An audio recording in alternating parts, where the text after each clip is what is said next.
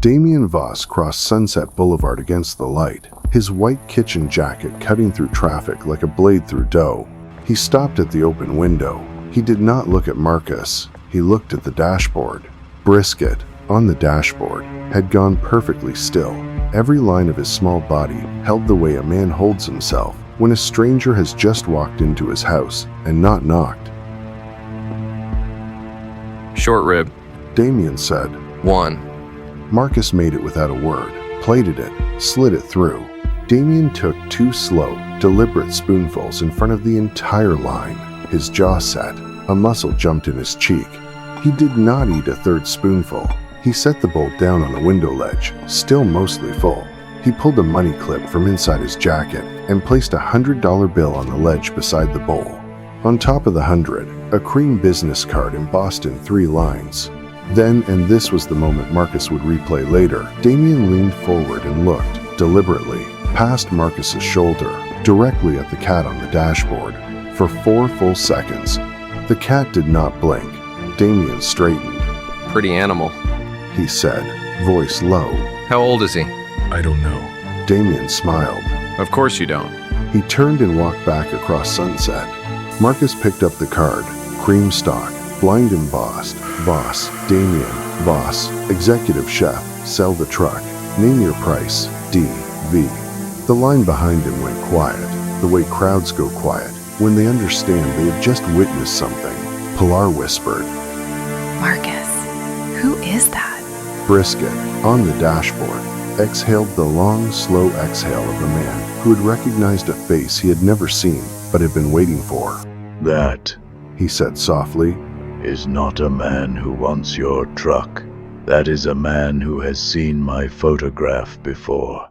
Marcus put the business card in the gas burner and watched it curl into black ash before Brisket could finish his next sentence. The cat made a sound that was either a hiss or a laugh. Mon Dieu, suicidal but correct. Sit down. We are going to teach you a dish that will pay rent for a year. The next morning, Marcus drove to a wholesaler in Vernon and spent $96 on 12 ounces of Japanese A5 Wagyu, beef marbled so finely it looked like white silk under glass. If the dish did not sell, his rent check would bounce on Friday. Back at the truck, he set up the carpaccio mais. He picked up the knife. He thought about Damien, about Damien's face leaning forward to look at the cat, about the bowl set down half-finished, on purpose, in front of 200 people, about every smoked chef he had ever read about in a Bon Appetit he could not afford, about the $1,100 Damien had left on the ledge, and how it had felt like a slap. He brought the knife down. The first slice was crooked, the second was too thick. Stop. Marcus did not stop. The 3rd slice tore the meat. Stop. Brisket said again, in a voice Marcus had never heard him use, sharp, paternal, almost panicked. The cat leapt off the dashboard onto the cutting board, 12 pounds of orange landing on $100 of beef. Marcus jerked his hand back. You are cooking with hate. I can taste it from over here. Throw this away. Start over. If you serve this to anyone today, you will know what your grandmother meant when she told you food remembers. Brisket, I can't afford to throw this away. Then you cannot afford to cook today. Close the window. Sit with what you feel. Imbecile.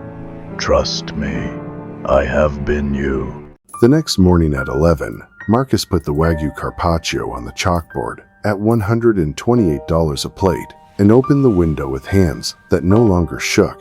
He had spent the night recooking the dish in his head for someone who was not Damien, his grandmother. The dish was for his grandmother. He laid the meat onto a chilled black plate, so thin the truck's LED light came through it like stained glass. The crowd inhaled, a man with a phone gimbal and a streaming light ring shouldered to the front. 300,000 followers, YouTube channel called Honest Prices. He read the chalkboard and grinned for his camera. Look at this, $128 in a food truck. This man is a literal scammer. I'm going to order it, eat it, prove it's garbage, demand my money back in front of all of you. 40 people went very still. He smiled into his camera. Let's expose him. Marcus served the plate without a word. The blogger cut a piece with the edge of his fork, lifted it, stared into his lens, smiled, put it in his mouth. The fork froze halfway back to the plate. He chewed once, twice. Then, and this was different from how he had ever performed before, he just got quiet. No tears, no theatrics. The streaming light was still on. 300,000 people watching a man eat a piece of beef in complete silence. He ate the entire plate at the pace of a man at a wake. When he finished, he reached into his back pocket, pulled out a fold of cash, counted 10 $100 bills onto the truck ledge. I shouldn't have come here. Please never speak to me again. He turned off the light ring himself and walked away through the line like a man leaving a funeral. Brisket, on the dashboard, allowed himself one slow yawn. Welcome to my old job of making powerful men quiet. 2 days later, just past midnight, Aria Sterling stepped out of a black Uber in sweatpants and a hoodie and walked to the truck window with no makeup on her face. There was no camera in her hand. Marcus, wiping the prep counter, looked up and went very still, hands jammed into her hoodie pocket, hair pulled back without product. She looked 22 and exhausted.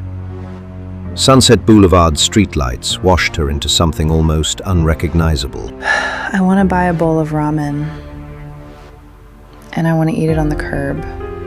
By myself. Quietly. We're closed. She nodded, did not leave, stood with the cold light on her shoulders and waited. After a long moment, 20 minutes. she crossed the street and sat on the curb in front of Voss, on the painted yellow line, in full view of Damien's office window, and waited. Marcus made the ramen. Brisket, on the dashboard, watched her across the street the entire time. The cat's pupils were dilated wide enough to swallow his irises. Marcus muttered, low. She came here to roast us, Brisket. The cat did not look away. She came here for the same reason your grandmother once came here, which is that she has been alone for a very long time. Marcus carried the bowl across Sunset in his bare hands, set it down beside her on the curb, went back to the truck without speaking. She ate slowly, in the cold, in front of a 4-star restaurant her own father owned a piece of, though Marcus would not know that for another 12 hours. Brisket watched her with an unblinking intensity Marcus had never seen on him. And then, for the first time in 53 years, the cat sneezed. A single droplet of bright arterial blood landed on the white dashboard.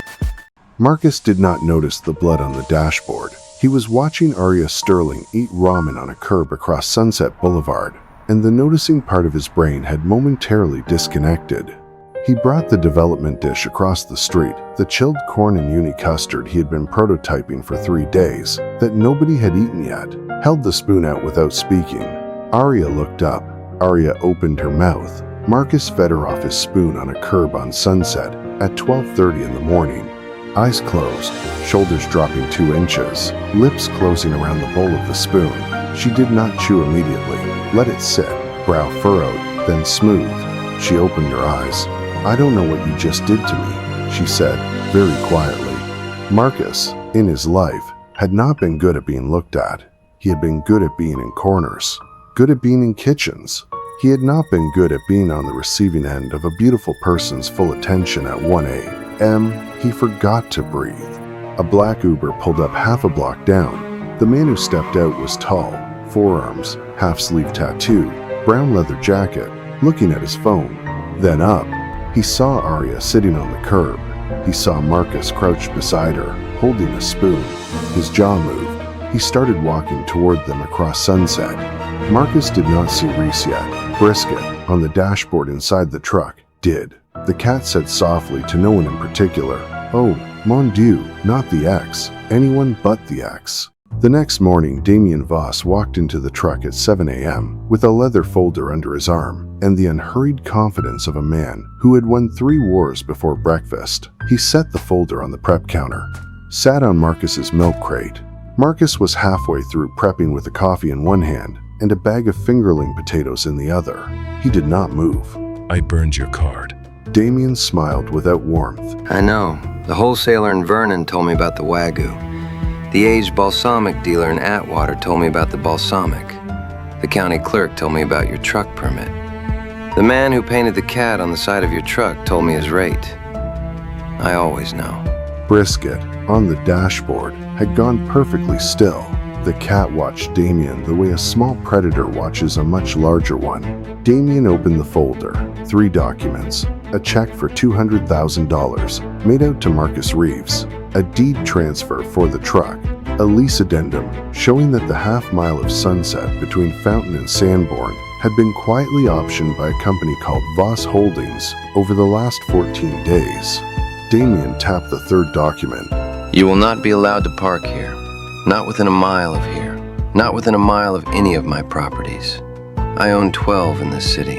He stood, walked 1 circuit of the truck's interior, glanced, too casually, at the dashboard, at the cat bed, at the milk crate where the cat had slept the night before. He paused, just long enough. Nice animal. Take very good care of him. He walked out. Brisket exhaled, long, slow. Marcus, he is not here for your truck. He has never been here for your truck.